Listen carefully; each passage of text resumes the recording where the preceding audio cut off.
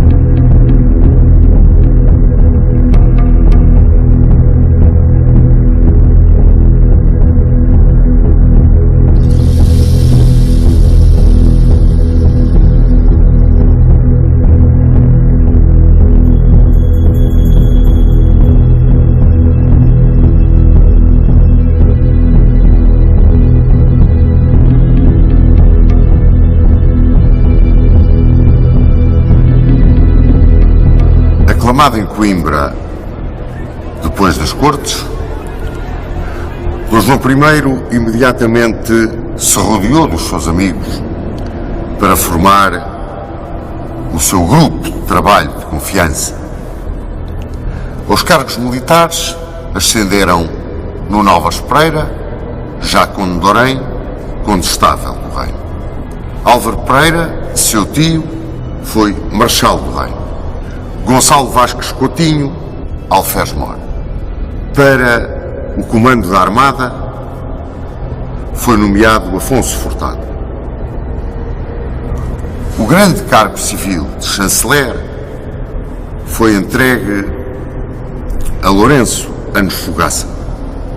Quanto a João das Regras, o braço direito do mestre nas cortes de Coimbra, era agora uma espécie de primeiro-ministro, uma eminência parda, um mentor político, um orientador de Dom João I. Seguidamente à criação do seu grupo de grande confiança para o apoiar na gigantesca missão que o esperava, Dom João I iniciou a defesa do reino, iminentemente atacado por Castela. O reino, nessa altura, estava muito dividido. Podemos dizer que grande parte do Minho e do Algarve tinham dado voz por Castela. O Alentejo, esse tinha dado voz pela causa portuguesa. No centro, praças extraordinariamente importantes, como Leiria, Santarém e Alenquer, de que era alcaide-mor Vasco Pires de Camões, tinham também dado voz pelo inimigo. Assim, imediatamente o Condestável acorreu ao norte para conseguir no Porto arranjar uma armada que viesse socorrer Lisboa em caso de um ataque muito rápido e de um cerco muito rápido à capital. Não conseguiu levantar essa armada. Acharam os marítimos do Porto que não era tempo disso. Mas, numa correria que fez no Minho, libertou Viana, Monção, Vila Nova da Cerveira, Arcos, ao mesmo tempo que Dom João I caminhava triunfalmente para o Porto. Era aclamado e recebido em delírio e libertava Ponte de Lima e Guimarães. É esta altura em que chega a Lisboa o contingente inglês que vem reforçar o exército português. Quando Dom João I está em Guimarães, desenham-se os movimentos castelhanos. A ideia do rei de Castela era atacar Portugal com uma grande operação combinada. Haveria um ataque naval feito a Lisboa e, ao mesmo tempo, duas grandes forças atacariam Portugal na fronteira da Beira e na fronteira do Alentejo. Na fronteira da Beira, o ataque foi comandado por João Rois de Castanheira. E este ataque foi parado em Trancoso. Em Trancoso juntavam-se três fidalgos: Vasques da Cunha, Vasques Coutinho e José Fernandes Pacheco. José Fernandes Pacheco tinha feito as pazes entre os outros dois. Um alcaide de Trancoso, outro alcaide de Linhares. E quando o povo da Beira libertou Pinhel, estes três homens decidiram atuar juntos. E junto da capela de São Marcos esperaram, pé a terra, formados em quadrado, a carga da brilhante cavalaria de Rois de Castanheira. A vitória portuguesa foi ali uma vitória marcante. Uma vitória, podemos dizer, total. E deixou profundas cicatrizes, profundas feridas no pensamento militar castelhano. No Alentejo, o próprio rei de Castela foi detido diante de Elvas e Arronchos por Gil Fernandes. Só a esquadra que conseguiu saquear os arrabalos ribeirinhos de Lisboa é que teve algum sucesso. Perante isto, Dom João I de Castela resolveu concentrar as suas forças em Ciudad Rodrigo e invadir Portugal pelo eixo tradicional do Mondego, a chamada Fronteira da Beira. Estava Dom João I em Guimarães quando se começou a desenhar este ataque. Imediatamente deu ordem às suas tropas, aos seus homens de confiança, para se reunirem em Alenquer. Alenquer era uma praça inimiga, como já vos disse. Ali ordenou a marcha sobre Abrantes. E em Abrantes se foram juntar os contingentes portugueses. O contingente do Alentejo, levantado pelo Condestável, teria 3.000 homens, uma força eminentemente popular, com alguns fidalgos. O contingente de Lisboa, com Fernão Rodrigues de Sequeira, levava como reforço o contingente inglês. E das Beiras, José Fernandes Pacheco e os dois fidalgos que estavam brigados, Vasques da Cunha e Vasques Coutinho, vinham com esse contingente da Beira para Abrantes. Foi na altura em que o exército castelhano entrou pela fronteira da Guarda. 30.000 homens, quase 30.000 homens, que vinham formados em 5 divisões. Uma vanguarda poderosa, comandada por Jean de Ries e com cavaleiros franceses e cascões. É esta força que, pelo eixo do Mondego, chega a Trancoso. E o que fizeram em Trancoso foi um pavor. Mataram, mutilaram, incendiaram e destruíram a capela de São Marcos em julho daquele ano. Daí, por Coimbra e Leiria, marcharam sobre Lisboa.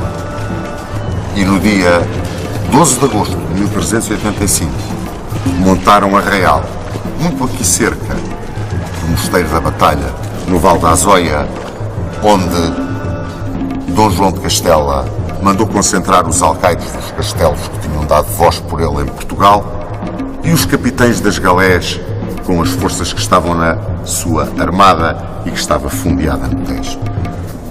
Quase ao mesmo tempo, em Abrantes reunia-se o Conselho de Guerra português. Os conselheiros de Dom João I optaram por seguir uma modalidade de ação de pequena guerra, ou então um ataque secundário, um ataque de diversão, feito sobre Sevilha, por forma a desviar a atenção do exército castelhano. O Condestável revoltou-se contra esta modalidade de ação e disse que não valia a pena ir cortar meia dúzia de oliveiras podres na Andaluzia, quando aquilo que era necessário era marchar contra o inimigo para o vencer numa batalha decisiva. Abandonou Abrantes com a sua hoste e marchou sobre Tomar ao encontro dos castelhanos. Dom João I compreendeu que tudo se iria decidir numa batalha campal. Seguiu no Náufragas, encontrou-o em Tomar na capela de São Lourenço. Ali assentaram que iriam esperar o inimigo ao caminho, como disse Dom João I, e apresentar-lhe uma batalha decisiva. Marcharam para Porto de Mós, onde, em 12 de agosto de 1385, o exército português, que não chegava a 8.000 homens, entre combatentes e carreagem, montou o seu arraial.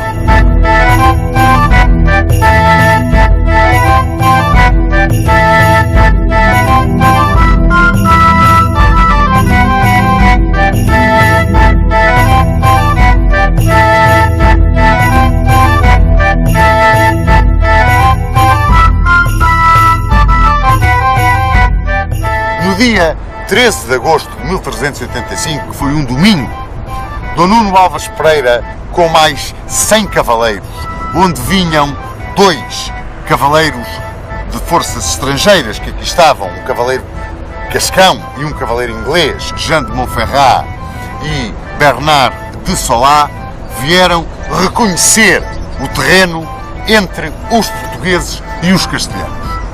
E, no seu reconhecimento, chegaram a este esporão de São Jorge e verificaram que se tratava de um terreno com domínio sobre o caminho que vinha de Leiria para Lisboa, encaixado entre o Val da Mata e por trás de nós o Val de Madeiros, e à frente, cortado sensivelmente onde está agora o Mosteiro da Batalha, pelo Val da Ribeira da Calvaria. Era uma posição fortíssima, muitíssimo bem defendida e que cortava perfeitamente o eixo de aproximação dos castelhanos. E foi escolhida para se montar aí a nossa posição de defesa, por forma a travar o inimigo numa batalha decisiva. Calcula-se hoje que o Condestável, olhando bem para o terreno, vendo a sua força, terá imaginado a possibilidade dos castelhanos evitarem uma batalha de norte para sul e assim preparou-se para ser torneado e apresentar batalha de sul para norte, dando, portanto, ao inimigo a vantagem de travar connosco uma batalha em frentes invertidas. E também é provável que nesse tempo do 13 de agosto de 1385 imaginasse o Condestável e os seus capitães como preparar da melhor maneira o campo de batalha para receber o inimigo com o máximo de vantagens para os portugueses.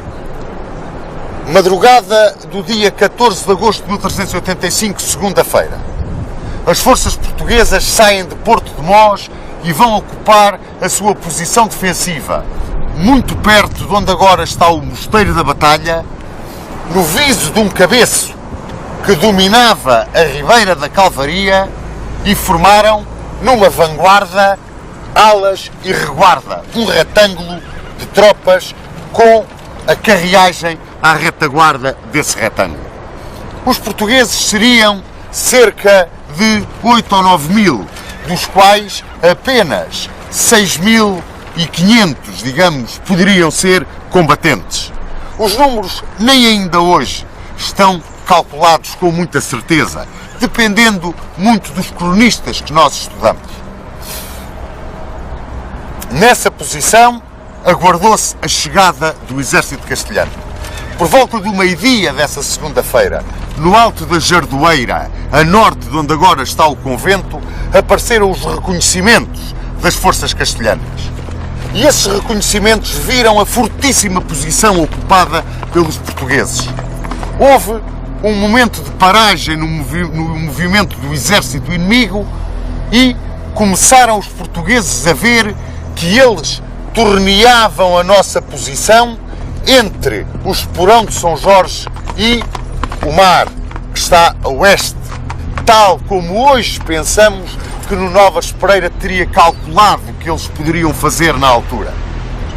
Imediatamente, no Nova Espereira, ordenou a inversão do dispositivo, por forma a ficar virado para sul, e avançou no Esporão de São Jorge cerca de 2 km até ir para a sua posição final, que nós, nos nossos estudos, chamamos hoje a segunda posição de Aljubarrota. É precisamente essa segunda posição que aqui está materializada por esta capela que marca o centro da vanguarda portuguesa, onde estava no Nova Espereira, todas estas esculturas em cimento que marcam o sítio onde estava o Condestável, onde estava a vanguarda, onde se estendia a ala esquerda portuguesa, aqui em Aljubarrota, a famosa ala dos namorados, comandada por Mãe Rodrigues e Rui Mendes de Vasconcelos, e por trás de nós, para além da Estrada Nacional número 1, que é o eixo do campo de batalha, a vanguarda continuava-se a estender por cerca de uns 300 metros e estava a ala direita dessa mesma vanguarda comandada por Antão Vasques. Nessa ala direita estariam cerca de 300 archeiros ingleses, enquanto que na ala esquerda também estavam archeiros ingleses e besteiros portugueses, bem como alguns besteiros portugueses na ala direita. A vanguarda era formada na sua grande maioria por cavaleiros apeados, era uma floresta de lanças apontada na direção onde estavam os castelhanos, que começavam a formar o seu exército por alturas do campo do Chão da Feira, a esplanada do Chão da Feira. À retaguarda desta vanguarda, a cerca de uns 100, 150 metros, estava a reguarda, ou seja, a parte de trás do retângulo, o lado do retângulo que fechava atrás o dispositivo português, e os lados eram formados por mangas de combatentes, de um lado e do outro.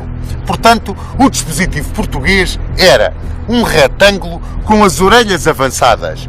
Imaginem, meus amigos, a vanguarda, e a vanguarda saía um braço da vanguarda e outro, e formavam como que duas orelhas, por forma a criarem dentro destas duas orelhas, deste abraço de ferro, um funil, uma zona de morte, onde o inimigo, por força do terreno, limitado, como vos disse, por dois vales, o Vale de Madeiros e o Vale da Mata, o inimigo fosse obrigado a entrar canalizado. Mas para canalizar o inimigo era necessário reforçar o terreno com obstáculos, com duas finalidades: canalizar o inimigo e quebrar-lhe o ímpeto. Isto é, obrigá-lo, se possível, em vez de vir com a sua grande massa de choque da sua cavalaria, obrigá-lo a apear, retardar o ataque, perder ímpeto e desarticular a sua formação. Para isso, nos tais braços direito e esquerdo, as orelhas do nosso dispositivo, estava o nosso poder de fogo, os arqueiros e os besteiros, que criariam uma zona de morte, onde o inimigo, uma vez entrado, seria terrivelmente batido, parado ou retardado, por forma a chegar à nossa vanguarda com o mínimo possível de ímpeto. Quando, por volta das 3 da tarde, o nosso dispositivo ficou completo, começaram a desenhar-se as forças castelhanas do chão da feira, que daqui na altura era perfeitamente visível, e de lá saíram 3 cavaleiros. Esses 3 cavaleiros vieram à vanguarda portuguesa, onde estava Nuno Álvares Pereira, e vieram parlamentar com ele. Eram Pero Lopes de Ayala, o chanceler do rei de Castela e um dos cronistas da batalha, Diego Fernandes, que era o marechal do exército castelhano, e Diogo Álvares Pereira, irmão do Nuno Álvares. E vinham procurar convencê-lo a passar para Castela, a abandonar a causa portuguesa, dizendo-lhe que os portugueses não tinham qualquer possibilidade de vitória ou de sequer sobreviverem à catástrofe que lhes ia cair em cima. Nuno Álvares recusou todos os convites para abandonar a causa portuguesa. O tempo ia passando. Os portugueses estavam aqui desde madrugada.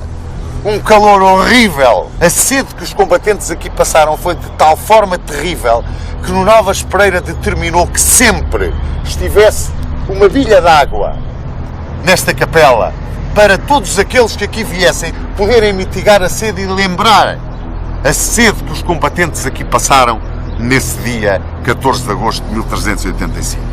Estamos na capela votiva, que em 1393 o condestável Nuno Álvares Pereira mandou erigir no sítio do choque de vanguardas. É uma capela que marca toda a devoção de Nuno Álvares Pereira e aquilo que ele acreditou no milagre da Virgem para a vitória portuguesa. Por volta das 4 da tarde, cavalaria ligeira castelhana começou a estudar as possibilidades de se aproximar quer do Val da Mata, quer do Val de Madeiros. Curiosamente, no Val de Madeiros não se conseguiam mover, mas no Val da Mata alguns ginetes ligeiros da cavalaria da Ordem de Alcântara vieram ali ao Val da Mata numa altura em que da carreagem 30 pobres portugueses que perderam o ânimo, que lhes entrou o medo, sabe Deus porquê, fugiram da carreagem e foram mortos como cães. A descrição é precisamente essa, foram abatidos como cães pela cavalaria ligeira castelhana. E se alguma dúvida havia nos homens que aqui estavam a defender o nosso torrão, como dizia Torga, pátria é um palmo de terra defendida, e talvez nunca, como naquele 14 de agosto, pátria foi um palmo de terra defendida. E os portugueses que aqui estavam viram o que é que os esperava, se saíssem, se fugissem, se debandassem, se desertassem, só tinham 2 caminhos: vencer ou morrer, não tinham outro. Entre as 4 e as 5 da tarde desse dia, começaram as discussões no campo castelhano.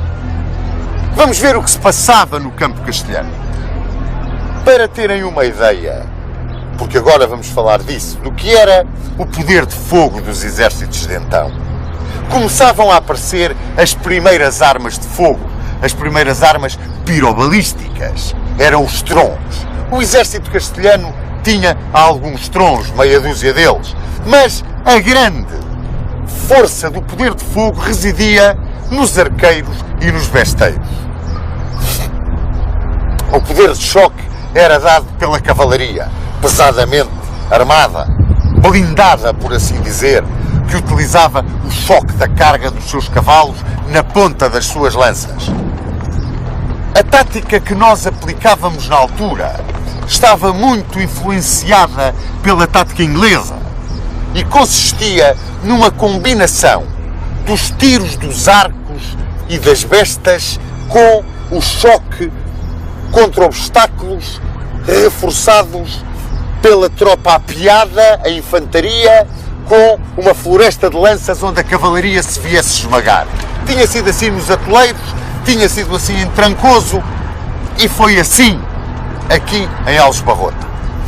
Depois de terem reconhecido aqui a posição, Pero Lopes de Ayala, Diego Fernandes e mesmo Diogo Álvares Pereira não eram muito da opinião que o rei de Castela desse batalha neste dia e neste terreno. Diziam eles, a posição portuguesa é muito forte, eles estão muito bem colocados e agarrados ao terreno.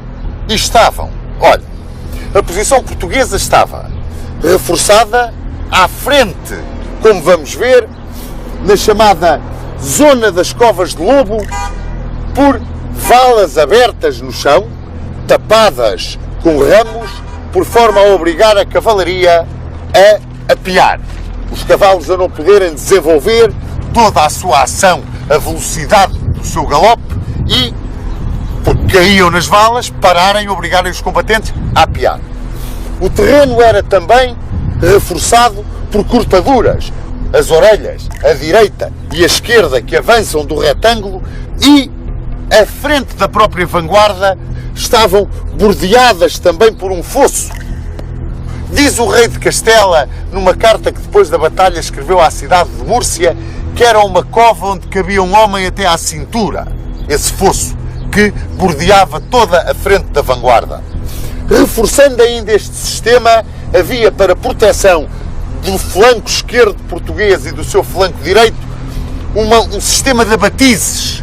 São árvores cortadas em bico, presas numa espécie de uns cavaletes, por forma a não deixarem que o inimigo encoste às forças que estão a defender e serem como que uma trincheira, atrás da qual os arqueiros, os besteiros e os lanceiros podiam receber o choque, o ataque da força inimiga.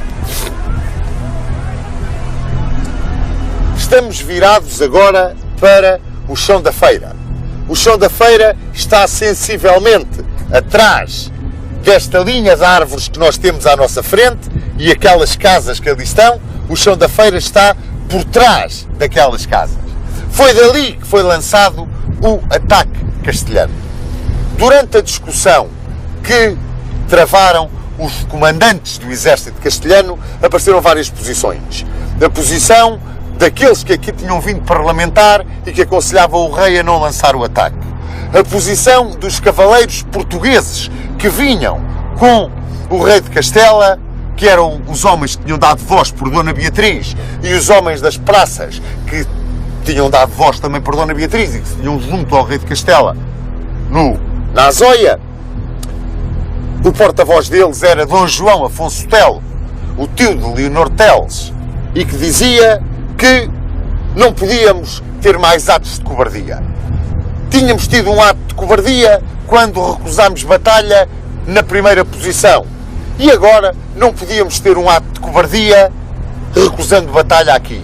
Mas, se fôssemos caminhar sobre Lisboa ou sobre Santarém, fazíamos-lo com um exército atrás de nós, e que era um exército perito na guerra de guerrilha, na pequena guerra, na guerra guerreada, como eles chamavam.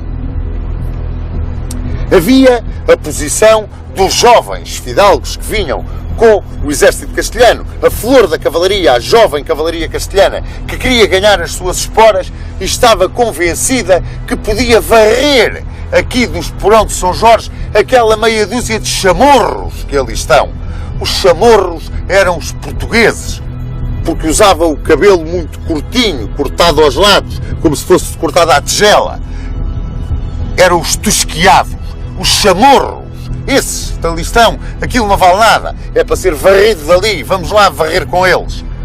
Mas havia também a posição dos homens que tinham experiência da Guerra dos 100 Anos, como era o caso de Jean de Ry, o comandante da vanguarda, porque a vanguarda castelhana, como vamos ver, era uma vanguarda hispano-francesa, mais francesa do que espanhola, constituída por 2.000 homens. Ele dizia, não, cuidado, eu sei bem o que está daquele lado. Já tinha enfrentado os ingleses na Guerra dos 100 Anos. Sabia perfeitamente como eles combatiam. Via o terreno. Não sabia bem da sua organização, mas tinham ideia por aquilo que os parlamentares que aqui tinham vindo lhes tinham contado que devia haver uma organização de terreno. E então, ele sabia aquilo que o podia esperar e aconselhou a que não se desse o ataque. Foi nisso apoiado por Ragnol de Lyon, outro cavaleiro francês, que também tentou que esse ataque não se desse. O rei de Castela também ele, que estava adoentado, não era muito da opinião que se desse o ataque. Pelo menos é o que ele diz na carta que escreve à cidade de Múrcia, a explicar o desastre que aqui sofreu. Mas diz ele que, apesar daquela conversa, daquelas ordens contra ordens, eles não se entendiam, de repente resolveram atacar. Como diz Camões nos Lusíadas, deu-se sinal a trombeta castelhana. Isto seria por volta das 5h30, quase 6 da tarde, daquela segunda-feira, 14 de agosto, às 6 da tarde, de um dia 14 de agosto, em pleno verão, aqui no cabeço deserto de São Jorge. Não estava nada disto, estava completamente deserto, era um cabeço ermo. O sol iluminava o campo de batalha. Imaginem o que foi. As trombetas castelhanas tocaram e começou a vir do lado do chão da feira o tropel da cavalaria da vanguarda. 2.000 homens que vinham com essa cavalaria. As alas acompanharam o movimento da vanguarda. Só que no Vale de Madeiros as alas não podiam passar. O terreno tremendamente encaixado. No Vale da Mata também não podiam passar. E as alas foram ficando para trás. Talvez para esperarem o avanço da segunda grande linha de cavalaria, onde vinham cerca de 20.000 homens, a chamada Batalha Real, comandada pelo próprio rei. Nessa altura, os trons, as tais peças de artilharia pirobalística, muito primitivas, abriram fogo. Mas, segundo as descrições dos cronistas, causaram mais baixas aos castelhanos do que aos portugueses. Fizeram 3 baixas entre os portugueses, mas morreram mais castelhanos porque 3 das bocas ou 2 das bocas de fogo explodiram e mataram gente que estava à volta. Começam então os castelhanos a aproximar-se. Neste caso, a vanguarda hispano-francesa. Parte franceses, parte castelhanos. E vai entrar na zona das covas de lobo e das primeiras valas. E toda aquela vanguarda luzidia, cheia de bandeiras, começa a ter que desmontar e vir a pé. Uns conseguiram passar as valas a cavalo, outros apiados, vêm desarticulados. Jandarri não consegue manter a coesão dos seus homens, eles vêm-se aproximando aqui da zona da capela, e o condestável que aqui perto tinha estado a orar diante da sua bandeira, que era um altar flutuante, aqui ao vento, neste ermo de São Jorge, disse para os seus companheiros: vamos, companheiros, ganhar esta batalha, porque a Virgem está connosco. E deu a sua ordem. A vanguarda, lanças debaixo do braço, avançar lentamente à espera do choque dos castelhanos que já começavam a entrar na zona de morte, no funil formado pelas tais orelhas do retângulo, onde caíam agora os virotões, as flechas dos besteiros e dos arqueiros. E os castelhanos começaram a ser dizimados. Os castelhanos e os franceses que vinham nessa vanguarda. E o que aqui chegou, esta é a minha opinião, depois daquilo que tenho muito lido sobre esta batalha, o que aqui chegou já vinha bastante diluído e chocou contra a nossa vanguarda, sensivelmente no sítio onde está agora a capela, e houve ali um movimento como a onda quando chega à praia, que bate e volta para trás e depois vai perdendo ímpeto. E a ideia que eu tenho é que grande parte da vanguarda que aqui conseguiu chegar foi engolida pela vanguarda portuguesa e metida dentro do nosso dispositivo. Daí os 1.000 prisioneiros, cerca de 1.000 prisioneiros que foram feitos e metidos dentro, desarmados e dentro do nosso dispositivo. Era uma das formas da época de se fazer a guerra, depois para pedir o resgate daquela gente. É nesta altura que se desenha o movimento da Batalha Real. A Batalha Real Castelhana vem atrás da vanguarda, faz o seu movimento de avanço sobre o dispositivo português. E quando vem, encontra pelo caminho uma verdadeira catástrofe. Homens mortos, feridos, cavalos fugidos, uns metidos nas covas, outros metidos nas valas, outros a quererem sair deste pandemónio que aqui havia. E a vanguarda que trazia na frente João Afonso Telo, a vanguarda da Batalha Real, que trazia na frente João Afonso Telo para desmonte em segundo. Daí é comum a todas as crónicas. Apearam muitos deles e começaram a cortar os pontos das lanças para as poderem utilizar como armas para tropas combatentes, a pé, e não aquelas compridas lanças para o poder choque das tropas a cavalo. Mas houve também aqueles que vieram a cavalo, porque é uma onda que aqui entra, que vai entrar no funil de morte, que não consegue atacar as alas porque é batida de um lado e do outro.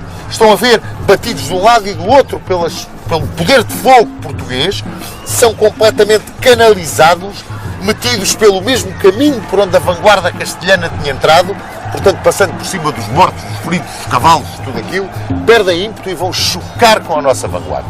Os restos do que aqui estava, mais a Batalha Real, conseguem levar a vanguarda portuguesa, ou por iniciativa própria, numa manobra clássica da antiguidade, a abrir e fechar, como uma porta que abre e uma tampa de ferro que fecha e os esmaga dentro do dispositivo, ou porque tiveram a força bastante para poder galgar por cima das paliçadas, por cima das valas e tudo, entrar dentro do nosso dispositivo. Não interessa se foi de uma forma ou se foi de outra. O que interessa é o resultado final. Eles entraram lá dentro. Entraram. Mas é nessa altura que, desarticulados pelos próprios obstáculos, pelo pandemónio que aqui ia, pelos fogos dos flancos, parte de uma das alas adiantada e da outra fecharam essa caixa de ferro. Foi um abraço de ferro que fechou as forças castelhanas dentro do nosso dispositivo. Eles são fatigados, estão arrasados, tiveram um combate corpo a corpo, desanimaram certamente quando viram o resultado dos seus companheiros de armas aqui mortos, feridos, e os chamorros, esses ainda no sítio, e a insultá-los, e a gritarem, e a cantarem, e a fazerem gestos, com certeza que faziam. De maneira que a entrada deles dentro do nosso dispositivo dá-se sensivelmente aqui. E vêm cá para dentro, e agora reparem, isto é uma caixa de ferro que aqui está. Os castelhanos, agora sim, vêm para dentro do dispositivo, atrás deles fecha-se a caixa de ferro e vão homens da vanguarda à reguarda dizer a Dom João I, mestre, porque ainda lhe chamavam mestre muitos deles, é hora. E é hora de decidir a batalha.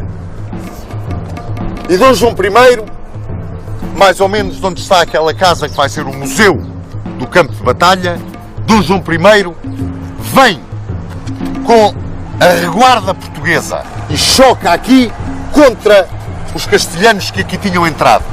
E foi aqui dentro, meus amigos, uma verdadeira chacina. O desmoronar do exército castelhano. Caía à noite. Por isso, porque a batalha começou por volta das 6 da tarde e já era noite quando a Batalha Real castelhana chocou com a nossa vanguarda, é que eu duvido muito que a Batalha de Aljubarrota só tenha durado meia hora. Meia hora levavam eles só a apear e a virem carregados de ferro, direitos aqui ao nosso dispositivo. O que deve ter durado meia hora foi o choque da Batalha Real com a nossa vanguarda e depois a fuga do exército castelhano. Para aí já me inclino. Quando se dá a perseguição, Dom João I vem com os seus homens, faz o choque contra aqueles que estavam metidos dentro do dispositivo e lança-se a perseguição. O rei de Castela foge para Santarém. Os castelhanos debandam em todas as direções. Eles eram tantos, eles eram cerca, como vos disse, 20 mil combatentes, mas 30 mil homens. Ainda vinham a caminho do Val da Azóia para cá quando a batalha se travou. Portanto, houve muitos que daqui fugiram e que foram ao encontro dos da carreagem que ainda vinha do Val da Joia, mas outros fugiram na direção de Santarém, fugiram na direção de Aljubarrota. Ainda a cavalaria de Alcântara no nosso flanco direito tentou salvar o dia, atacando a carreagem para impedir aquilo que acabou por ser uma verdadeira chacina na perseguição. Mas a cavalaria de Alcântara foi repelida pela carreagem portuguesa. Quem estava na carreagem portuguesa, é curioso, era Diogo Lopes Pacheco, o conselheiro de Dom Afonso IV, como bem se lembram, que entrou na morte de Inês de Castro. Pois Diogo Lopes Pacheco estava lá na carreagem. E repeliram ali a cavalaria de Alcântara. Eu convido-vos agora a virem comigo para um sítio muito importante deste campo de batalha. O sítio onde Dom João I esteve a um passo de ser morto e foi salvo por um dos seus cavaleiros.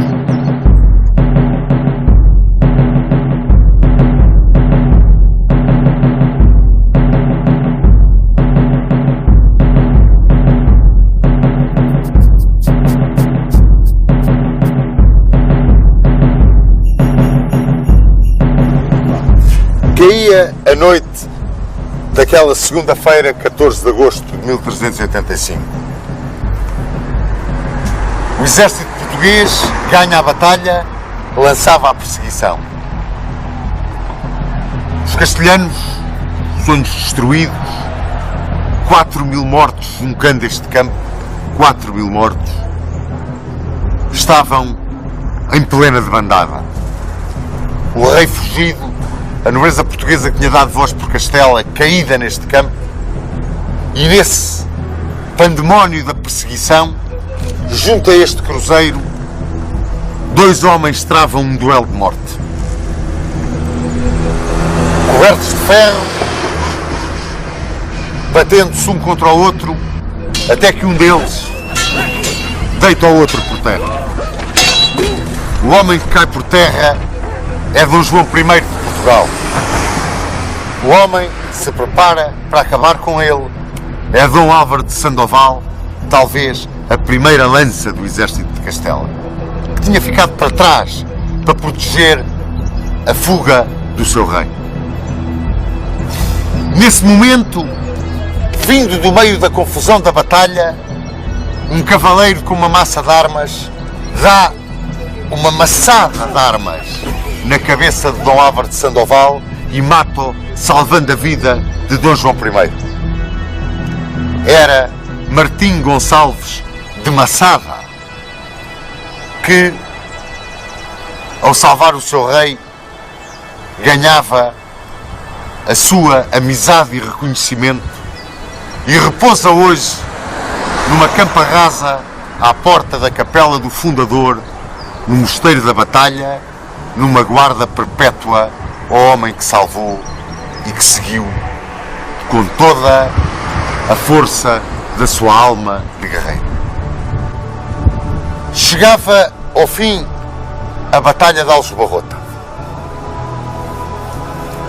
4.000 castelhanos, franceses, cascões jogavam este campo de batalha. Mortos numa catástrofe militar como Castela não sei se alguma vez teria tido em toda a sua história.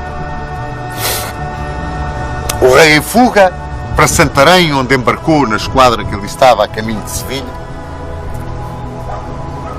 Prisioneiros, guerreiros fugidos em todas as direções. Uns fugiram na direção de Alcobaça, foram mortos pelos frades do convento na ponte da Chiqueda.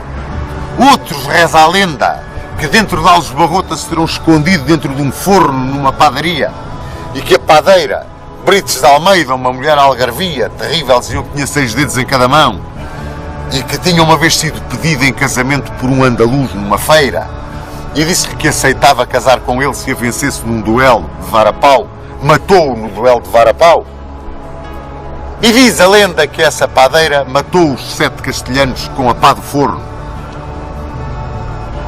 O nosso pobre Vasco Martins de Melo, o moço, que tinha jurado que em caso de vitória iria pôr a mão no ombro do rei de Castela, morreu no meio dos castelhanos para cumprir essa promessa.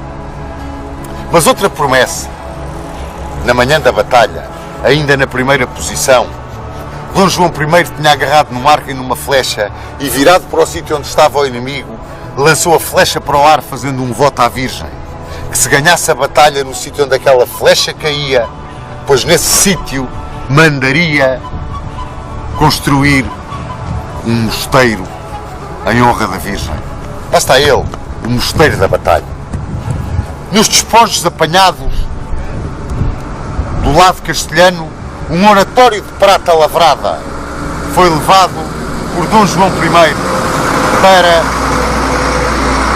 a igreja Nossa Senhora da Oliveira, que está em Guimarães, onde ele foi a pé em ação de graças pela sua vitória transcendente neste campo de batalha. Portugal tinha vivido um momento imortal da sua história. A vitória portuguesa ecoou por todo o mundo de então. Chamaram-lhe a Batalha Real. Meus amigos, os pais que aqui tragam os filhos, os professores que aqui tragam os alunos, que venham aqui e que lhes contem, para que de geração em geração os netos dos nossos netos um dia contem aos seus netos que numa segunda-feira, 14 de agosto de 1385, Portugal se afirmou como nação no campo de batalha de Aljubarrota.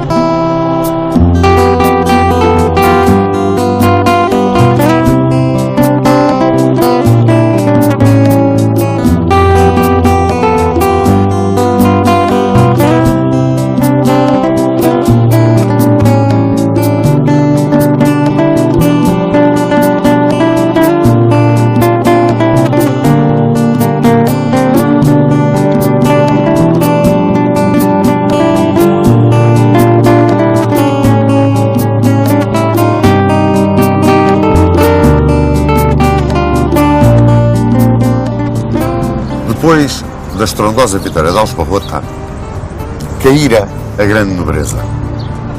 E chegava a hora dos filhos segundos, da pequena nobreza rural e da burguesia plebeia. Dom João I distribuiu várias mercês aos seus apoiantes, e aquele que mais recebeu foi aquele a quem ele mais devia, o condestável Dono Novas Pereira, já Conde de Orém. Évora, Évora Monte, Vila Viçosa, Monte Moro Novo, os direitos reais de Lolé, os serviços reais dos judeus de Lisboa, tudo passou a constituir património do condestável, que ficava senhor de quase metade do reino. Isto levantou protestos do grupo civilista, dirigido por João das Regras. Tinha em Afonso Anes, nos Ossém pai e filho, e no Dr. Diego Afonso Magancha, os seus principais apoiantes.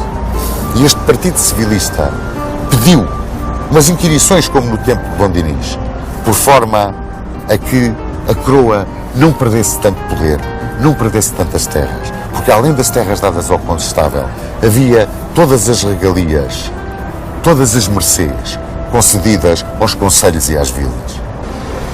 Pediram essas inquirições para poderem entrar de posse das terras e trazê-las novamente para a coroa. Mas foram mais longe. Traçaram as grandes balizas de uma lei que restringia as doações e as heranças.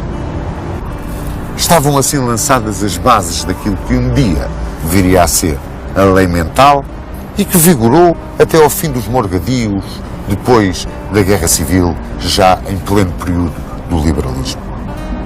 E por causa disto, o condestável teve que devolver algumas das suas propriedades. E isto magoou profundamente. Ele sentia-se profundamente magoado por este choque, onde era como que o pomo da discórdia entre a oligarquia burguesa de banqueiros e mercadores que subia ao poder como coluna central de uma monarquia nova, e a velha aristocracia rural, militar, medieva, que tinha sido a base de Portugal até à crise de 1383-1385. Esteve a ponto de abandonar o país. Não o fez porque o inimigo, entretanto, ameaçava novamente a fronteira. E perante essa ameaça, Nuno Álvares agarrou na sua hoste e invadiu a Extremadura espanhola. Cerca do Lobão, no sítio de Valverde, encontrou o exército inimigo, comandado pelo mestre de Alcântara, um português Martinhanos de Barbuda, ao serviço de Castela, o mestre de Santiago e o conde de Niebla. Foi grande a vitória de Nuno Álvares nessa batalha de Valverde, como foi extraordinária a ação do cavaleiro Gil Fernandes de Elvas, a quem muito se deve nessa vitória. Por esta altura, Dom João I tinha ido a Guimarães cumprir uma promessa na pequenina igreja de Nossa Senhora da Oliveira, fundada por uma Madonna Dias e coeva do Condado Portucalense. Aí deixou o altar de prata lavrada, que era o altar de campanha do rei de Castela, tomado aqui em Aljubarrota. Foi então que recebeu o pedido de apoio do Duque de Lancastre à sua pretensão de subir ao trono castelhano. Casado com uma filha de Pedro Cruel, o inglês sentia-se com direitos à coroa de Castela. E Dom João I, desejoso de atar ainda mais os laços que nos uniam com os ingleses, aceitou prestar esse auxílio. O Duque de Lancastre entrou na península pela Corunha e encontrou-se com o nosso Dom João I entre Melgaço e Monção, em Ponte de Moro. E ali, no dia 1 de novembro de 1386, ratificaram o Tratado de Windsor, que datava de 1386 e tinha sido assinado com o rei Eduardo II. Não era mais do que um alargar para o campo político e militar defensivo e ofensivo de acordos anteriores que remontam a 1353, no tempo de Dom Fernando. A invasão da Galiza e de Leão pelo exército anglo-português, sendo o exército português constituído praticamente na sua totalidade pelas milícias dos concelhos, deu-se em março de 1387, depois de, no dia 2 de fevereiro de 1387, Dom João I ter selado um pacto com a Inglaterra, casando com Dona Filipa de Lencastre, no Porto. As operações que se verificaram no Minho e em Leão e que tiveram como pontos fundamentais o cerco de Benavente e o saco da Astorga, conduziram a um cansaço muito grande que já se vinha a desenhar, quer de portugueses, quer de castelhanos e até dos ingleses. O Duque de Lancastre renunciou aos seus direitos à coroa de Castela, assinou a paz com Dom João de Castela e, para cimentar bem essa paz, tratou-se o casamento de Dona Catarina, princesa inglesa, filha do Duque de Lancastre, com o infante Henrique de Castela, futuro Henrique III. E foi Henrique III muito pouco tempo depois, porque em 1390, em Alcalá de Henares, seu pai teve um grande desastre a cavalo e morreu. Assinou-se então uma trégua por 15 anos, algumas vezes rompida, como foi o caso da invasão da Beira pelo infante Dom Dinis, filho de Inês de Castro, que quis aclamar rainha de Portugal, Dona Beatriz, ou o caso, em 1396, da tomada de Badajoz por Martim Afonso de Melo. Mas em 1411, por grande influência das duas irmãs, Catarina e Filipa de Lencastre, Portugal e Castela assinaram a paz definitiva. Era grande a fama dos cavaleiros portugueses, dos seus homens de armas, dos seus soldados por toda a Europa.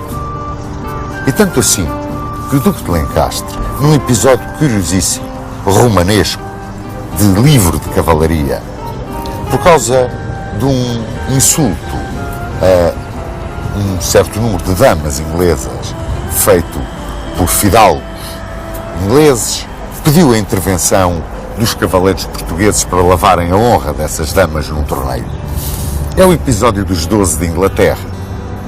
Álvaro Gonçalves Coutinho, o Magriço, chefiou uma turma de cavaleiros, onde se distinguia Martim Lopes de Azevedo e, sobretudo, Álvaro Vaz de Almada. A vitória dos cavaleiros portugueses em Inglaterra foi retumbante. Subia ainda mais o nome e a fama dos nossos guerreiros. A corte de Dona Filipa de Lencastre era completamente diferente da corte de Leonor Teles.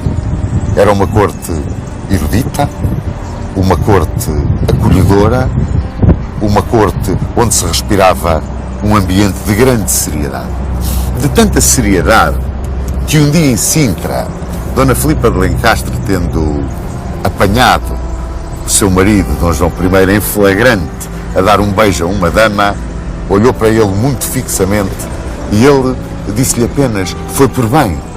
E nessa sala do Palácio de Sintra, Dona Filipa de Lencastre mandou pintar 136 pegas, tendo no bico o dizer: foi por bem. Tornou-se a divisa de Dom João I e está, aliás, gravada no seu túmulo. A Dom João I da Dona Filipa de Lencastre é ínclita geração. Dom João I já tinha um filho natural de uma relação que teve com Inês Pires, a filha de Pedro Esteves, o Barbadão. Era o infante Dom Afonso, que depois foi conde de Barcelos, casou com a filha do Condestável e Dona Leonor de Alvim, Dona Beatriz de Alvim, e um dia chegou mesmo a Duque de Bragança. Tinha também uma filha bastarda, Dona Beatriz, que casou em Inglaterra com o Conde de Arandel. Mas os filhos legítimos do seu casamento com Dona Filipa de Lencastre, a famosa ínclita geração, eram Dona Branca e Dom Afonso, que morreram muito pequeninos, Dom Duarte, que foi rei, Dom Pedro, o homem das 7 partidas, o extraordinário português, Duque de Coimbra, Dom Henrique, o navegador, o sonhador de sagas, o visionário, o homem da epopeia. O infante Dom João foi mestre de Santiago e Dom Fernando, o infante santo e mestre de Avis. Era o Condestável um homem místico, virado para Deus, profundamente religioso. Antes das suas batalhas, a sua bandeira, que era um altar flutuante, era a sua inspiração. Junto dela se ajoelhava e orava, pedindo a intervenção divina em que acreditava profundamente. E tanto assim que, para comemorar a vitória de Valverde, mandou fazer em Lisboa o convento do Carmo. E a única coisa que pediu para si foi um hábito de carmelita para ali se enterrar em vida. Construiu também, bem aqui perto do mosteiro, no chão sagrado da batalha, no esporão de São Jorge, a capela de São Jorge, em agradecimento pela grande vitória que ali obteve. Mas a sua imensa fortuna deixou a ele quase integral a Dom Afonso, o filho natural de Dom João I, casado com a sua filha única, Dona Beatriz, e que era então já conde de Barcelos. Com aquilo que recebeu do Condestável, mais aquilo que recebeu do pai Dom João I, tornou-se no fidalgo mais rico de Portugal, um verdadeiro potentado. O Condestável esse preparava-se para se enterrar em vida, no hábito de carmelita, na pobreza, na meditação, no agradecimento a Deus. Era um homem a quem a pátria devia tudo.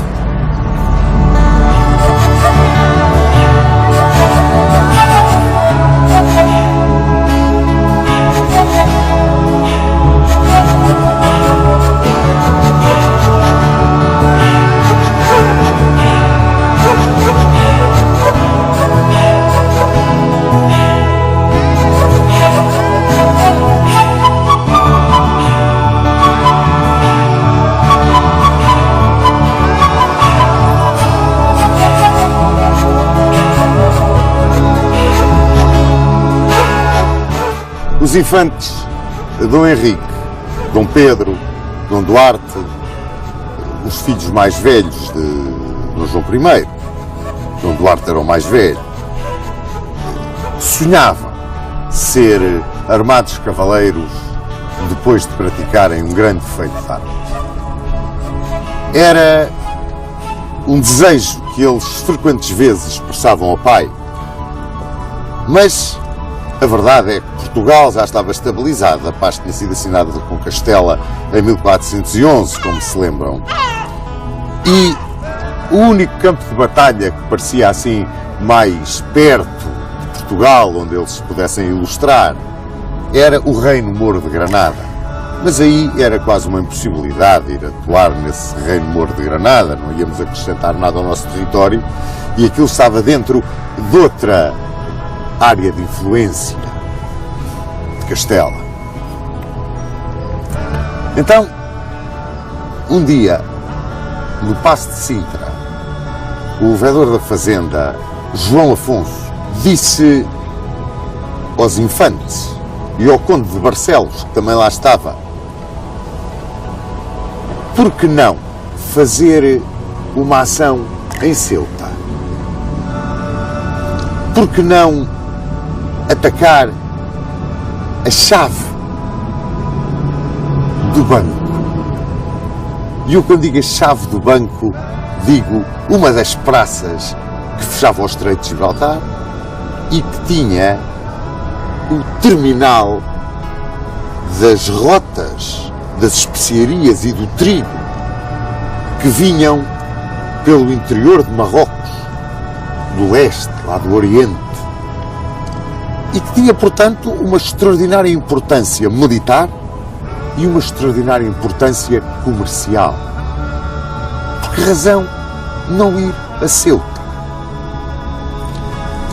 Perante esta sugestão, os infantes apresentaram a sua proposta ao rei. E Dom João I, ponderadamente, disse-lhes: realmente era bom podermos ir lá, só que não temos nem dinheiro, nem navios, nem homens. Mas o infante Dom Henrique, que era o que mais se batia por uma ida ao norte da África ou outro qualquer campo de batalha para serem armados cavaleiros, o infante Dom Henrique era o que mais desejava isso de todos os irmãos.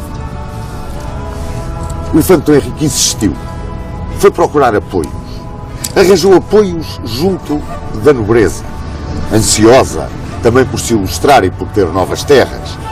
Ganhou apoio junto da burguesia, sobretudo da burguesia comercial, porque a Praça de Ceuta, afinal de contas, era a tal chave do banco, da caixa forte do banco, na mão de quem queria novos mercados, novas possibilidades de abrir os seus negócios. E também teve o apoio da rainha.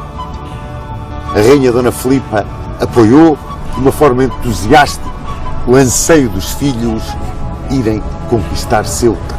E o apoio do condestável, que lá no seu convento apoiava os rapazes para irem, através da sorte das armas, ganhar as suas esporas de cavaleiro.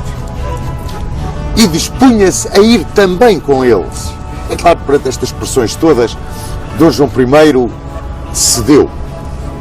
E, primeiro, tinha que se ver como era Ceuta, tinha que se reconhecer a Praça de Ceuta, tinha que se arranjar uma armada, tinha que se preparar o exército.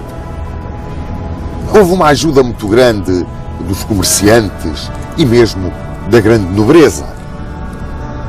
E foram enviados 2 embaixadores à corte da Sicília para tratarem do casamento do infante Dom Pedro com a rainha viúva. Mas a verdadeira missão deles era reconhecer Ceuta. E quem eram eles? Eram Álvaro Gonçalves Camelo, o prior do hospital, e Afonso Furtado, o comandante da esquadra. Logo veem um perito na guerra em terra, um perito na navegação e na guerra no mar. Quando chegaram do seu reconhecimento, foram a Sintra e apresentaram a Dom João I e aos infantes Ceuta. E como é que o fizeram? mandaram vir um saco de areia, cordas, uma escudela, uma tigela e favas. E fizeram no chão, em areia, a fortaleza. As muralhas eram as cordas. A fortaleza principal, a alcáçova, a escudela. E os pontos importantes, as favas. E ali explicaram como é que Ceuta podia ser atacada. Onde é que estavam as suas principais defesas. Como é que ela era construída. Essa Ceuta que começava a ser uma miragem, começava a ser um foco de atração para todos aqueles homens desejosos de se cobrirem de glória. Preparou-se tudo, mas também parecia que tudo estava contra a conquista de Ceuta. Desencadeou-se uma grande peste. A rainha foi apanhada por essa peste, mas ela, mesmo muito doente, entusiasmava o marido e os filhos para seguirem para diante com a empresa. E quando estava quase na agonia, ela foi morrer a Odivelas. A esquadra para vir para Ceuta estava fundeada no Restelo. À hora da morte, Dona Filipa, que era adorada pelo povo, que muitas chorou, encomendou todos os infantes a Dom Duarte e disse: quem bem viveu a vida entrou neste mundo chorando e sai dele rindo. Faleceu Dona Filipa de Lencastre e, na tarde mesmo do dia do seu funeral, a esquadra navegou para Ceuta. Eu penso, embora os números não estejam muito bem determinados, que entre os 8.000, 10.000 homens de combate, isto por cima, talvez fosse a força que vinha para Ceuta. No seu comando, pois vinha Dom João I. Trazia como grande homem ao seu lado sempre Dom Nuno Álvares Pereira. Os comandantes das tropas no chão seriam o Infante Dom Henrique, o Infante Dom Duarte, o Infante Dom Pedro e o Conde de Barcelos. Dom Afonso, filho natural de Dom João I, como sabe. Como vos disse, tudo parecia contrário a esta expedição. E durante a navegação, eles vieram aqui a Gibraltar e foram a Tarifa, receberam todos os cumprimentos da guarnição e do governador de Tarifa, navegaram depois para vir para Ceuta, foram apanhados por uma grande tempestade que os atirou para fora da sua rota para Ceuta, desencadeou-se peste a bordo. Dom João I esteve para voltar para trás com a esquadra, não o fez, porque o Infante Dom Henrique realmente insistiu tanto, ele estava de tal forma ansioso, e os irmãos, que aquilo era quase impossível conseguir demovê-los da empresa. E assim, seguindo o conselho de Afonso Furtado, vieram pelo lado sul de Ceuta e depois tornaram para norte e vieram na madrugada do dia 21 de agosto de 1415 fundear diante da Praça de Ceuta. É onde estamos, na Praça de Ceuta. Esta Ceuta que tem na história de Portugal o nome gravado em letras de ouro, mas também de fogo e de sangue. É um pedaço da nossa história que aqui está e quem aqui vem sente isso de uma forma muito, muito profunda. Fundeados diante de Ceuta, é difícil dizer se aqui a guarnição foi apanhada de surpresa ou não foi. Era comandante de Ceuta, governador de Ceuta, Salah Ben Salah. Vamos voltar a ouvir falar dele. E este Salah Ben Salah não devia ter sido apanhado tão de surpresa, porque ele estava a ver uma esquadra a navegar aqui no estreito já há bastantes dias. E a verdade é que quando Dom João I fundeou, diante de hoje está o porto de Ceuta, pois a população acorreu aos muros de Ceuta para ver o que se passava, uma esquadra ali fundeada, e grande parte, a maioria da população assim o fez. Pode-se dizer que Ceuta ficou com partes menos guarnecidas, com determinadas porções da sua estrutura menos guarnecida.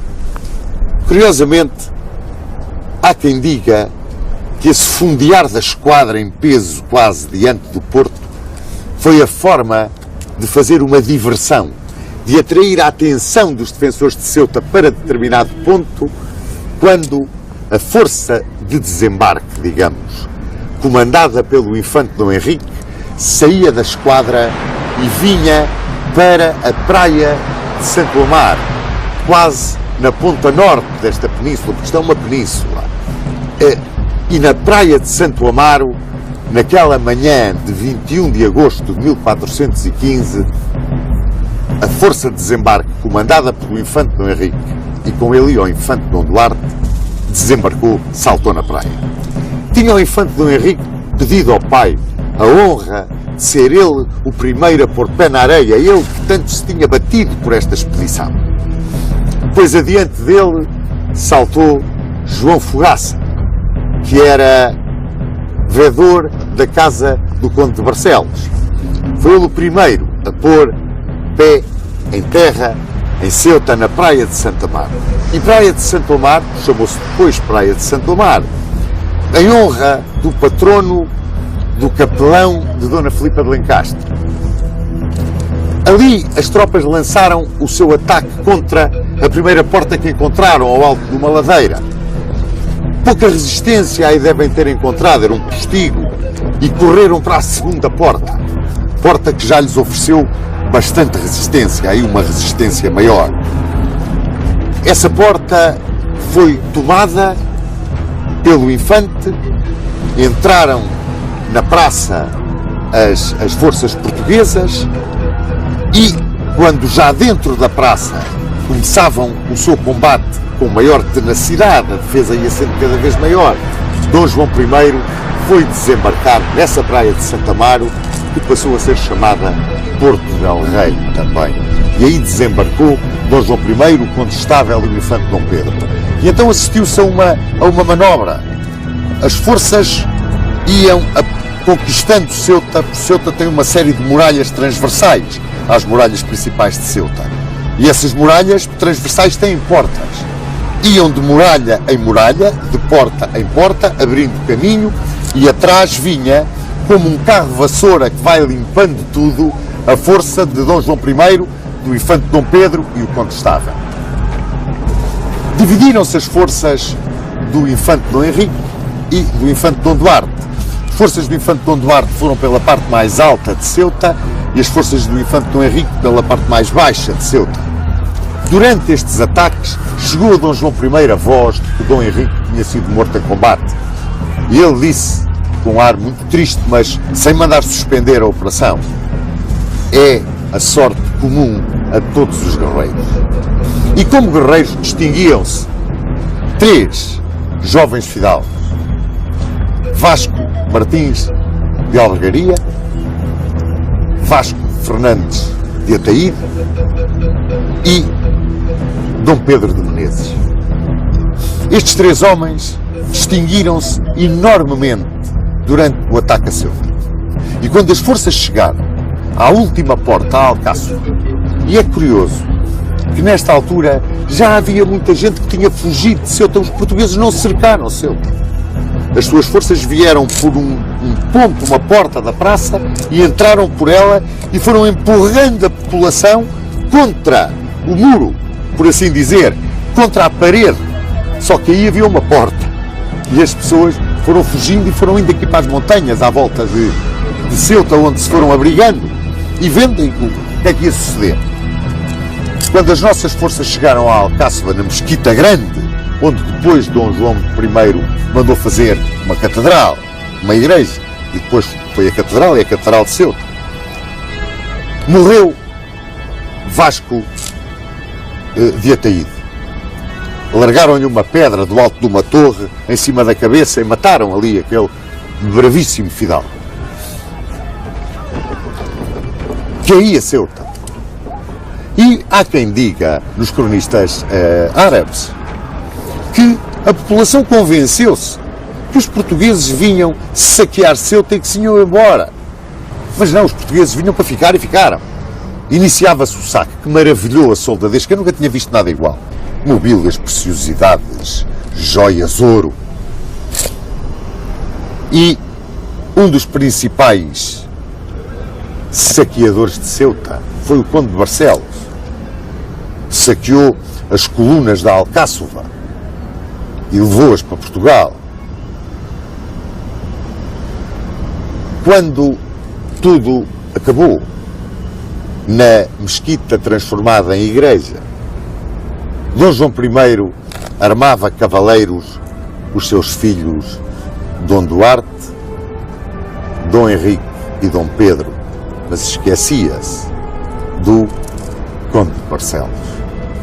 Foi um esquecimento que muito ofendeu Dom Afonso e refletiu-se bastante no relacionamento de Dom Afonso, não só com o pai, mas depois com os irmãos, especialmente com o infante Dom Pedro. Nomeava-se um fronteiro para Ceuta. Dom João I gostava que tivesse sido o condestável a aceitar o lugar de fronteiro, mas Dona Novas Pereira, desculpando-se com a sua saúde e a idade, disse que não queria ser o fronteiro de Ceuta. Então foi oferecido o lugar a Dom Pedro de Menezes. E de tal forma se tinha batido Dom Pedro de Menezes, que foi armado cavaleiro aqui por Dom Duarte, ele pertencia à casa de Dom Duarte, que quando assumiu o seu lugar como fronteiro, como governador, que o fez no dia 2 de setembro de 1415, Dom João I não quis que ele lhe prestasse homenagem. Tal era a confiança que lhe queria mostrar que depositava nele. E ficou Dom Pedro de Menezes, saiu a esquadra para Portugal com os vencedores de Ceuta. Quando chegaram a Portugal, Dom João I, criando pela primeira vez na nossa história o título de Duque, distribuiu esse título por Dom Henrique e por Dom Pedro. Dom Henrique, Duque de Viseu e, por assim dizer, o administrador dos negócios da África, e Dom Pedro, Duque de Coimbra e Senhor da Covilhã. E novamente se esqueceu do Conde de Barcelos. E o Conde de Barcelos retirou-se furioso para a sua terra de Bragança. O tempo foi passando e em 1418 chegou a Portugal a notícia de que os reis de Fez e de Granada se juntavam para vir reconquistar Ceuta. Ou seja, Ceuta era de tal forma importante que aquilo que eles se convenceram de que os portugueses vinham para a saquear e ir-se embora não se tinha verificado. Os portugueses vieram para ficar e ficaram. Os ataques a Ceuta sucediam-se. Defendia brilhantemente Dom Pedro de Menezes. E Dom João I mandou que viesse uma força socorrer Ceuta. E essa força trazia Dom Henrique, Dom Duarte, Dom Pedro e Dom João. Já vinha o infante Dom João nessa força. Aqui chegaram, aqui restabeleceram ou normalizaram, digamos, a situação. Dom Pedro de Menezes continuou o fronteiro de Ceuta e regressaram o exército e a esquadra a Portugal.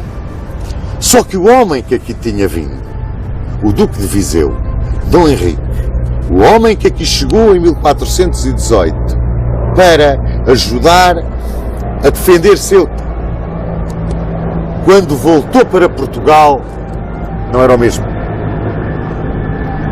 Era um homem completamente diferente. Calado, introvertido, metido com ele, sempre a ler, a escrever, pensativo, misterioso quase. O que é que se teria passado? Aqui em Ceuta, Dom Henrique conheceu um piloto chamado João Morales. Esse piloto contou-lhe histórias de espantar. A lenda de Roberto Machín perdido numa ilha. A história de um soberano misterioso que viveria lá para as terras mais para o Oriente, que era cristão, que lhe chamavam o Preste João. Terras espantosas que existiam África abaixo, a caminho do sul. Os mouros que ele aqui contactou diziam que havia mar de um lado e do outro, naquela África para onde eles agora se começavam a aventurar. A tal chave do banco tinha sido seu.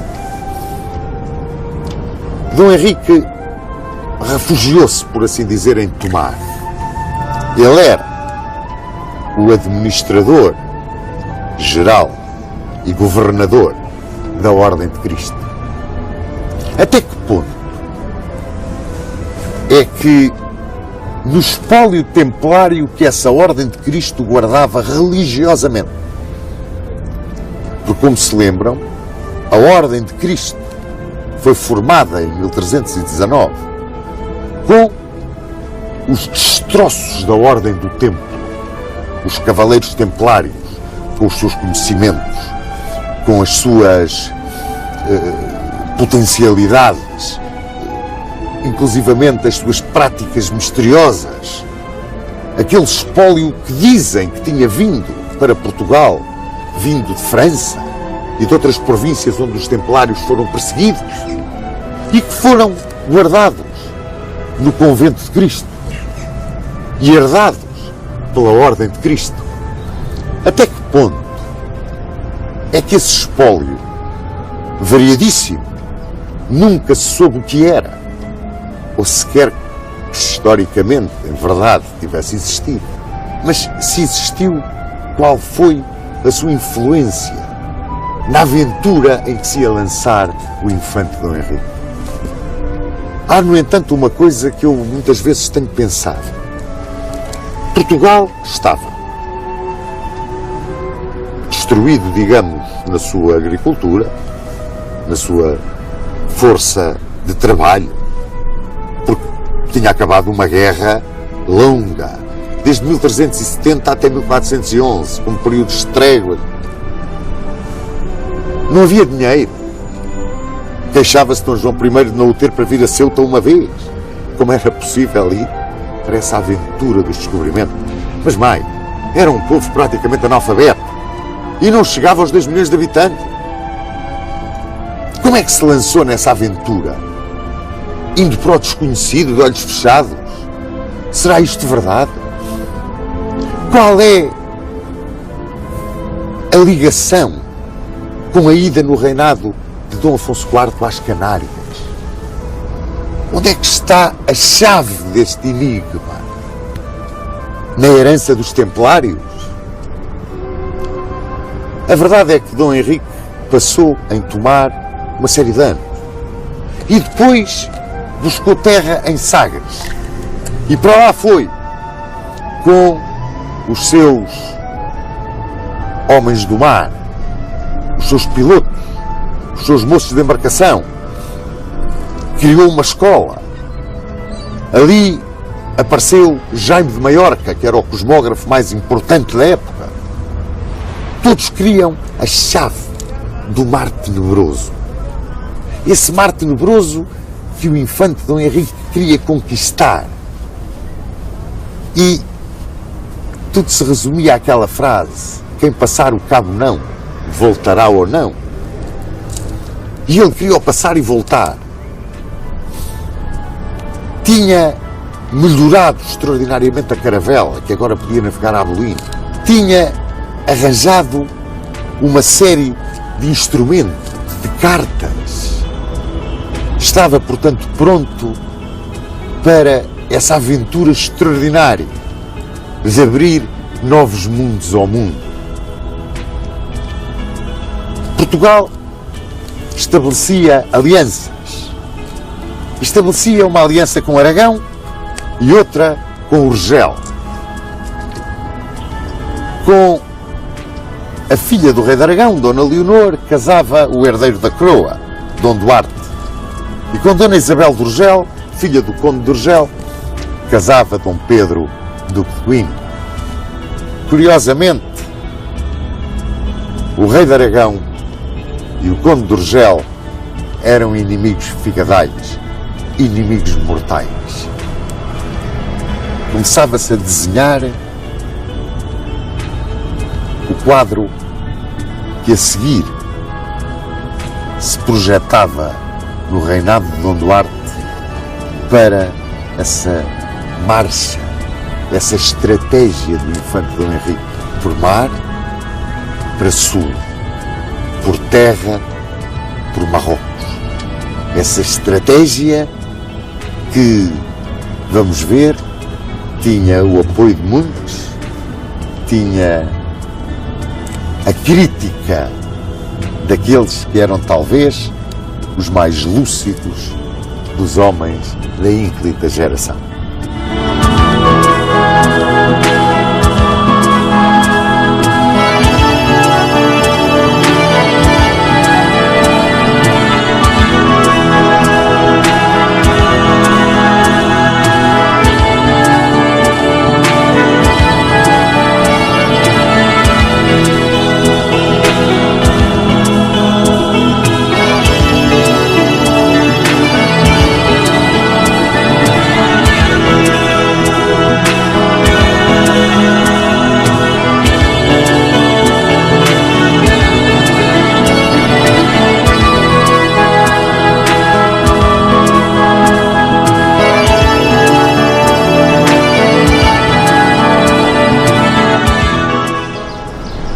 À procura do desconhecido no mar, mandou o infante naquele ano de 1418, João Gonçalves Zarco e um Tristão, a que depois juntou os nomes de Vaz Teixeira, Tristão Vaz Teixeira.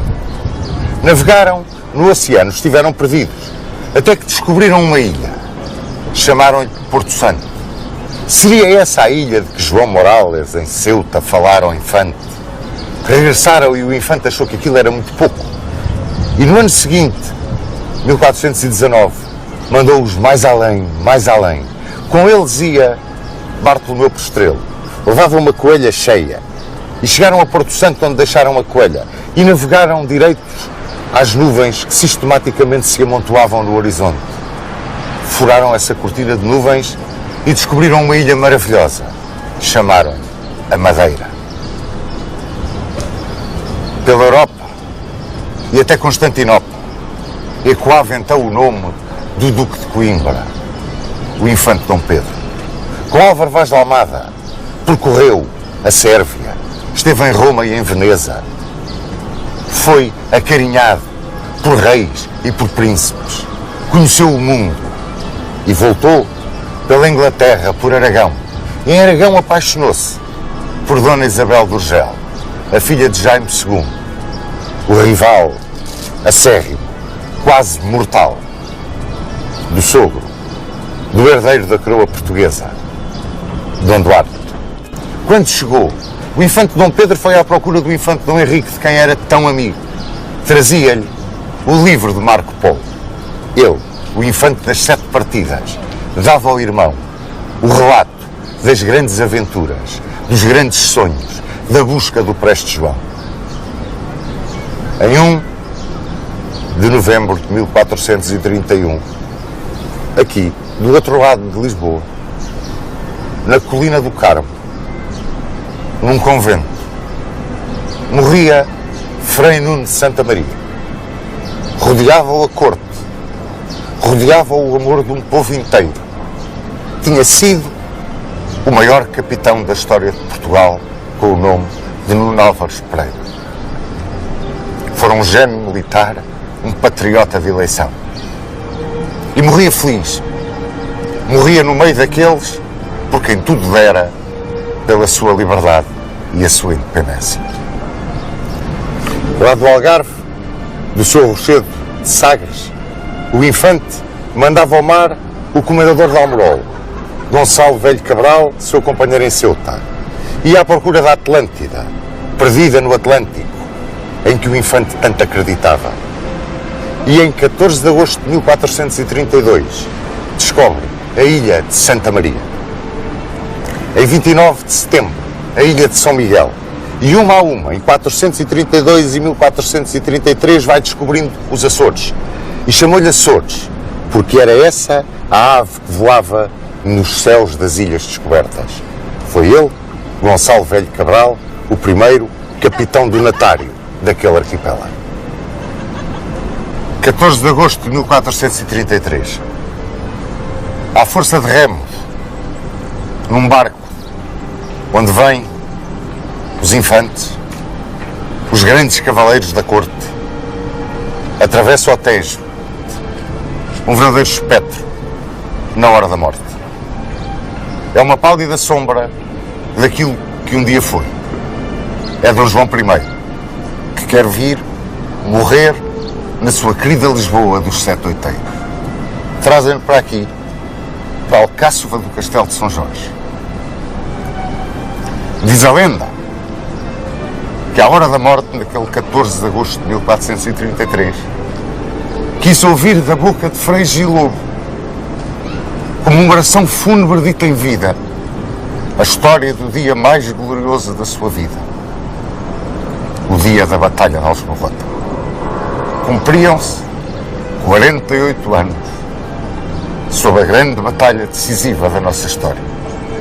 Morria Dom João I, o fundador da dinastia de Vins, o homem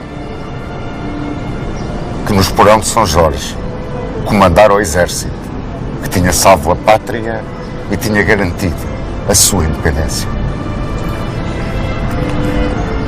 Se algo se pode dizer deste homem, é isso mesmo. Devemos-lhe o ser quem somos.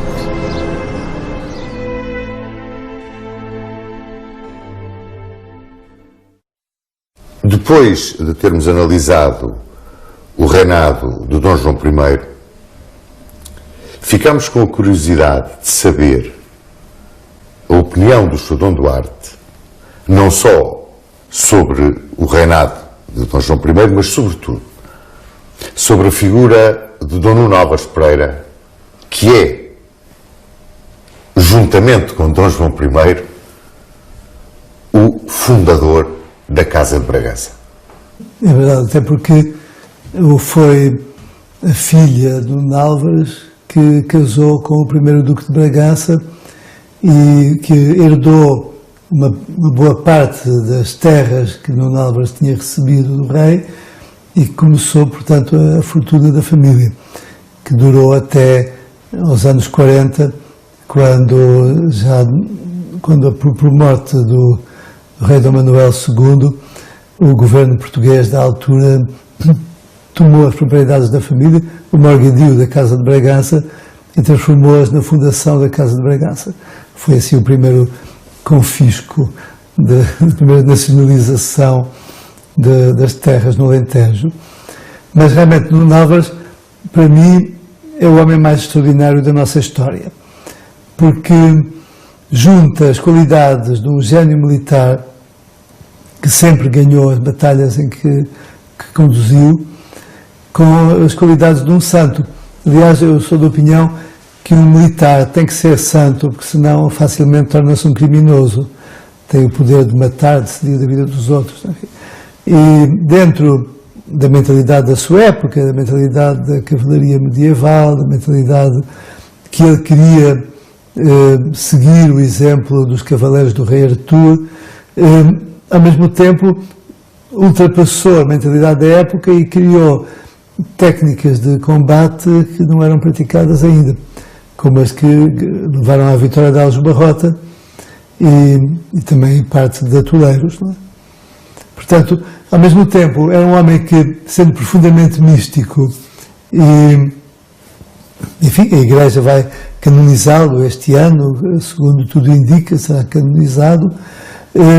Por outro lado, tinha muito amor pelos portugueses de outras religiões.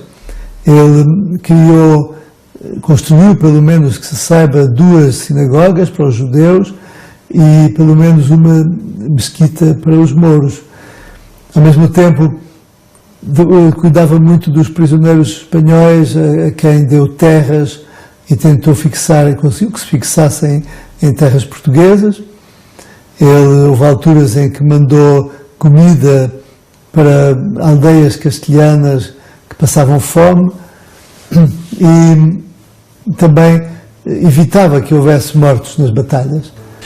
Sr. Dom Duarte, para terminarmos esta análise breve ao reinado de Dom João I, eu gostava que o Sr. Dom Duarte nos desse a sua opinião sobre o fundador da dinastia de Viz e a importância que ele teve na projeção de Portugal no mundo através da abertura do grande ciclo das descobertas e das conquistas. Bom, é verdade que vamos lá ver, acho que desde o fim do Império Romano foi a primeira vez que os europeus conquistaram uma cidade fora da Europa, que foi com Ceuta. E Ceuta foi o começo da presença militar e da presença colonial europeia no mundo. Não é?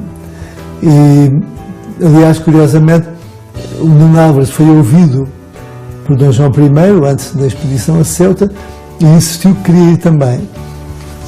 Quando o rei disse, mas enfim, já estava um pouco velho, já era monge na altura, ele pegou numa lança, que atirou a lança e acertou e cravou numa porta no Rossio, isto do alto do Mosteiro do Carmo. Não é?